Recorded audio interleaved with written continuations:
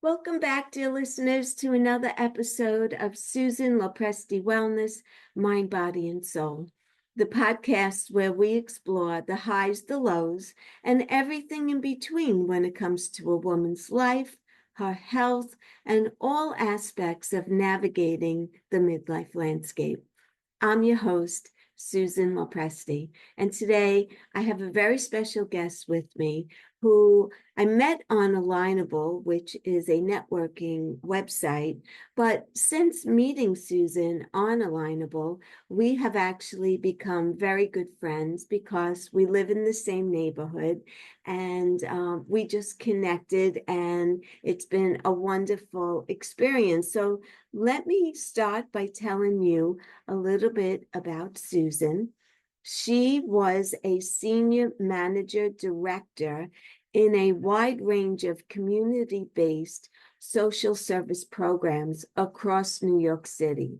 Susan was trained early on to support staff in developing their best work. Later on, as a personal development coach for seminars at Landmark Education, which is a global educational company that brought the conversation for transformation to the mainstream. Her coaching skills became world-class.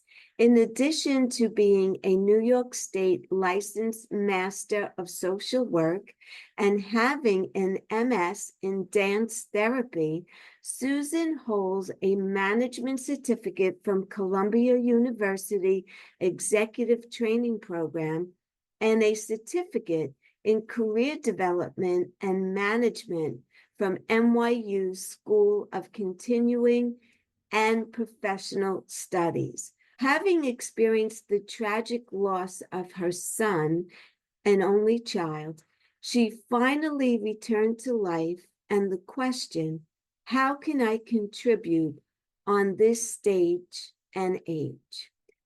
In 2022, she studied with world-renowned grief specialist David Kessler and obtained a certification as a grief educator. Out of her commitment to ongoing learning and her latest adventure into grief work, she created the Luminous Legacy group on Facebook as well. This group is a private, supported space for people to be heard and valued for their experience with grief and loss, and to inspire us to let the light come back into our lives so we may keep creating for the ones that we lost and for our own legacy. So without further ado, let's welcome my dear friend, Susan Shafer, to my podcast. Susan, thank you so much for being here. Start by telling me what it is that you do, how you got started, and how you help people. Well, I am retired now I've been retired in November, it'll be 8 years from working in the social service field. I worked for 49 years. So if you can add, I've been around. I worked in community-based programs with nonprofits, all kinds of nonprofits. We created programs. I developed them. I developed guidelines. I developed the policies and procedures. I hired people. I managed managers. I managed some myself along the way. That was what called to me rather than doing clinical work. But of course, in all that time, I did a lot of clinical work, but not in a clinic, Yeah. I was set and over probably 25 years ago, I started working with people to develop their resumes and doing career coaching. It was like a natural extra line out of my work and it interested me. So I went and got certified in that at NYU. And I was set to retire 8 years ago, November, and my son died suddenly in October. And if you've ever lost anyone close to you, 8 years doesn't feel like, it feels like yesterday, and it feels like a very long time ago. And I jump back and forth. I can't wrap my head around it quite. I don't know how you can. No, you can't. But you can begin to accept that it happened. And I had the luxury, it was really a luxury, that I did retire the next month and I didn't have to do anything and go anywhere. Yeah. And produce at work and manage. I was managing a senior center at the time, in the Bayside Senior Center on the corner of Springfield Boulevard and the LIE, Charities Bayside Senior Center. I did that. Oh, that was my last job. I went close to home for my last job. I was feeling old and tired, and I understand. And so when I started coming back to life, it took between 3 and 4 years. And that is because I think because I was allowed, because nobody was hassling me. I didn't have a husband. I didn't have other children. Right. I could just in my chair in the corner of my room, watching Hallmark movies, because that was the level of excitement I could tolerate. It must have been a very difficult time for you. Yes. Yes. And there are, as you know, there are still times.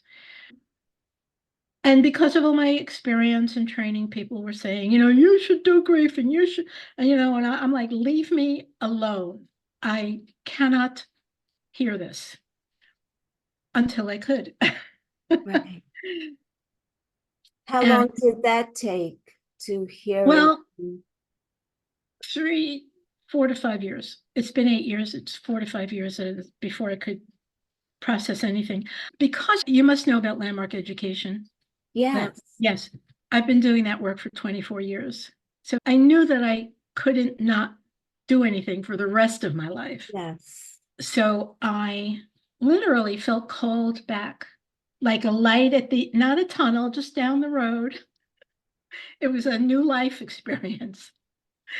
And I thought that out of the particular experiences that I had, starting with handling my parents' estate, which they thought was complete, which was mostly complete, but not quite. Yeah. And it still required a lot of work, meetings with the bank and getting paperwork and getting notary signatures and doing a lot of work. And then my son had inherited his house from his father, who had died before him. That was one of the triggers for him. It's a lot of work, and it's a lot of work at the time when your feelings and your emotions and your brain are working overdrive, not a calm thinking place.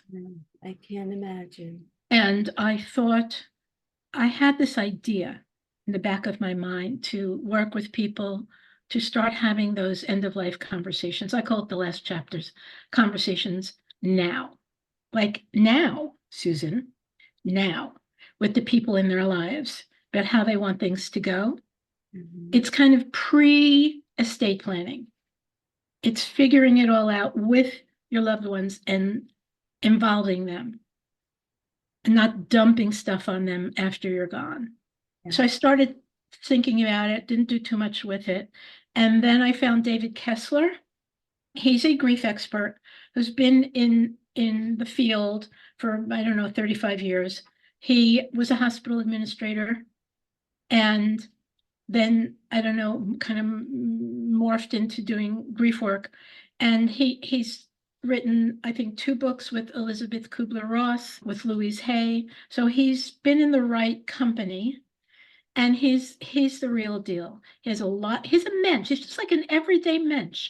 He's got a very good heart, and he's getting very rich and very well known.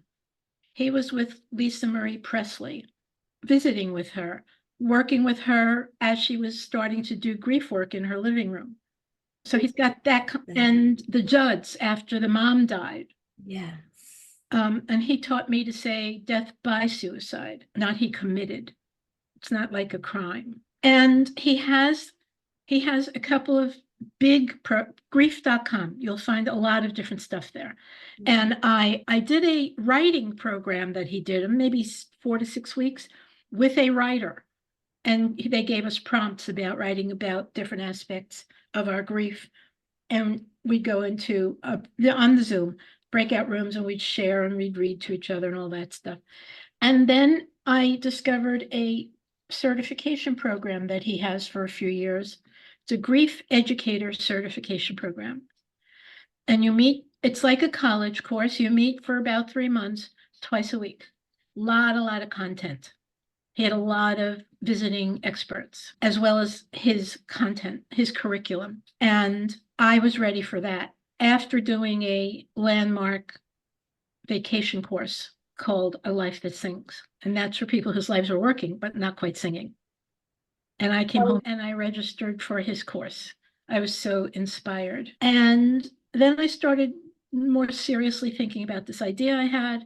It took me a while. I'm slow. I'm not under pressure, and, half resisting, half accepting. So I decided that the kind of grief work I want to do is, besides working with small pods of people to go through these conversations, we start off with, where did you get your ideas about what death and dying are, and how did your family handle grief? So to ground them in history, what are you doing now? Have you changed anything? Oh, that's your legacy. Did you know that that's your legacy? How you've changed it? How you're bringing joy and celebration to your family? And the other work that I want to do that's more direct with grief is for people who are at the stage of life of their grieving, and there's no year cutoff. It's they know where they are, where they're kind of like seeing the light, like I did, like life is calling you again. What are you going to do about it? What do you want to do? What do you fantasize? How can you make a meaning out of what has happened to you? Because I know that I fell a little in love with my identity as a grieving mom. You know how you start along a path and it becomes your default way of thinking and acting, and it becomes like you're a little special, and I got tired of that. So that's changed. Like, I don't have to announce to everyone I meet, Right. as I did in the beginning. Right. That's part of my life. It's not who I am. I mean, it's a huge part, but that's not the first thing you want to know about me. And he wrote a book called Finding Meaning, the 6th Stage of Life. That's after Kubler-Ross's 5 stages. He actually got permission from her estate, he said, to name it the 6th Stage of Life. That's the workbook. And as I was thinking, I'm going to work with his Finding Meaning book, I started reading it and seeing what he says about it and how it blends with what I think. And I emailed him and said, can I use your book? He said, yes, as long as you attribute, if there's any quotes or anything. And now he just published a fabulous workbook as a companion to this, thousands of questions to ask people to help them see where they are, identify their myths, identify their truths, uplift them, what's next. So that's now my study program. That's excellent. Yeah, that's the long version. And I'm reaching out to people who are in the healing professions to see, of course, if there's any way that we can either support each other. It's really interesting how out of something bad, something good could actually evolve. Yes. Right? No matter how horrible the experience, if you can turn it into some kind of a positive, it's not all in vain. It has to evolve. Right. And yeah, I came out of it with a more open heart, with more compassion for people, with more of an intimate compassion for people.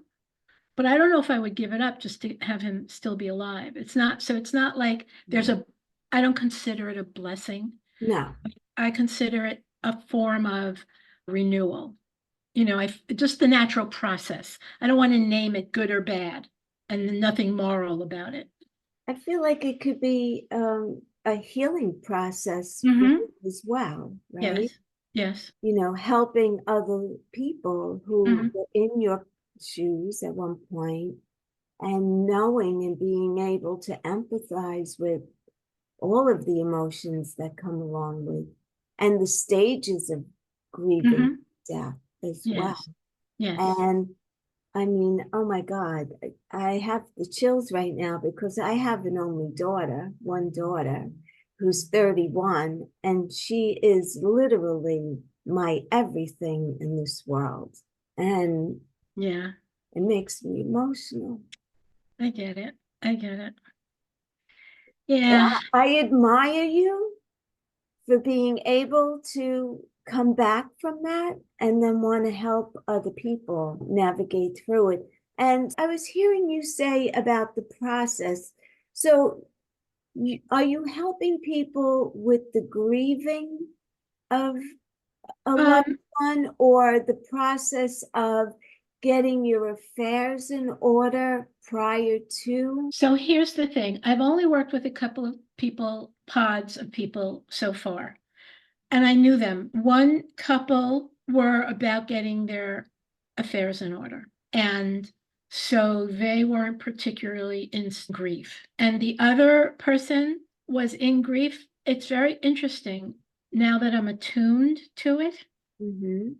to recognize grief when people are calling it something else. I call it unrecognized grief. Someone who had brain surgery, she had a tumor, she had brain surgery, she lost her short-term memory, and she was grieving the loss of that and how it limited her life now, how she has to have notes and stickies and everything all over everywhere.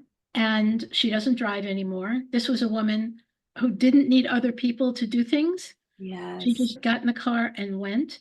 So she was really mad. rightfully so. And she was in that stage of grief that had to be acknowledged and dealt with a bit. I wasn't there as her therapist. I acknowledged it and we talked about it a bit. And we got to a point where I could start talking with her a little bit about being compassionate with herself. And she said, I might try. Like she wasn't willing. She's compassionate for other people, but not for herself. So we were stopping and starting a little. Yeah. And so by the end, she had a list of things to do. And that's how we worked on that. It's fascinating. And the couple, one of them said to me, I thought I had a plan.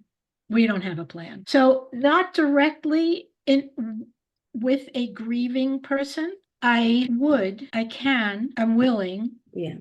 Does newly, that newly does grieving. that stir up your own? I have a couple of unresolved thoughts about it where I do have conversations with people around me about it so that I, try to reconcile myself. My son died from drug use. So there's always that I should have saved him. And I know all the rational reasons why I didn't and couldn't, but there's that. I left for work. He was living with me. Right. I left for work. When I came back, I found him on the couch. So when I say something like that, I feel it. But I'm really highly trained and I know when it's me and I know when I can use it as empathy and not project onto somebody else. Yeah. I'm really very highly trained as a social worker and in Landmark, a lot of coaching, a lot of programs that are all about knowing when it's you and not you. I'm engaging in the parts of the process where I feel most empowered and most able to serve. Maybe not as personal for you in a way.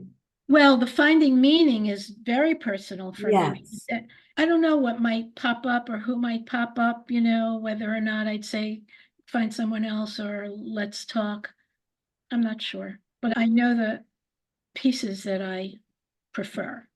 Yeah. I've gained is a listening that gives them space. I don't have to fix anything. Right. I don't have to do anything for them or to them.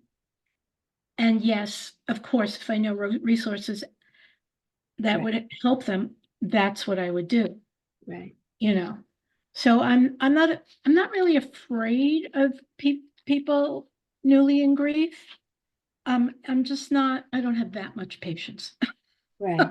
So you're more about helping someone to get their affairs in order and know the direction that everything needs to go. Yeah. Like I'm not a lawyer, Right. but as part of my program, I had a lawyer speak, I had a funeral director speak, and I had the people in my program invite the people in their lives Right. for free. I didn't charge for that. So you did like a seminar, more or less? They did a presentation. I Recent? did what I call a program. I was not a seminar because it wasn't just teaching. Yeah. It was interaction, it was conversation, it was questions, 4 or 5 sessions. And I have a list of things that they should be looking at as part of their estate plan, but I'm not putting together their estate plan. Right. I want them to get organized in their thinking and what they want to talk to their families about, start thinking about, start looking into. It's more like coaching. Yes. And then I had these speakers. And then I had a couple of months later in the warmer weather, I had made the acquaintance of a person who is a forest bathing person who does nature walks and forest walks, spiritual walks all over Long Island. And I said to her, I have an idea. And when I'm ready to put it together, I'm going to call you. And 2 years later, I called her. And we put together a walk in Alley Pond Park that had some conversations about grief in it, as well as her stuff. So much that can be created. Yeah. I'm thinking now of what I could add. And the last thing is I just got a phone call out of the blue from someone who is working with a platform called Forum. It's a platform that brings people together on a subscription basis, to be in groups of their interest. And she called me to facilitate a group. Awesome. And her idea was to facilitate a group of grief workers where they can, a peer group. They'll be a peer group and share about their work and support each other. I'm not the teacher, I'm the facilitator. I know what the difference. And that's freaking me out a little bit, but I said yes. So anyway, so that's in my future. Susan, thank you so much for being here with me today. I appreciate your time coming on, talking about what you do. I know it was a very painful topic, and I know that you have great things in store for you in the future. And I just want to thank my listeners for being here. I appreciate each and every one of you. Please be sure to follow me here and subscribe to my channel. I release a new episode every Tuesday, 9 a.m. Eastern Standard Time. I also want to remind everyone that my new program, 30 Days Heal to Rejuvenate, is coming out January 2nd, 2025. It's 30 days of taking care of you. This program is all about you. It's about healing. It's about getting yourself into the right mindset, loving yourself more, putting yourself first so that you can continue to live a long, healthy, and happy life and be able to enjoy all that life has to offer. I will put the link in the show notes. Every day we will be on Zoom live at 8 a.m. Eastern Standard Time. But don't worry, if you can't make the live, the recording will go into a private Facebook group and you can catch it anytime that's convenient for you. And every day we will start with a health quote that I would like for you to carry with you throughout the course of the day. Then we will get into some kind of health education to teach you about different things that you could do. Very simple, easy lifestyle changes, dietary changes, just so many different things that I really can't even begin to tell you. But all of these little changes in your life will begin to make the biggest difference in how you look and how you feel.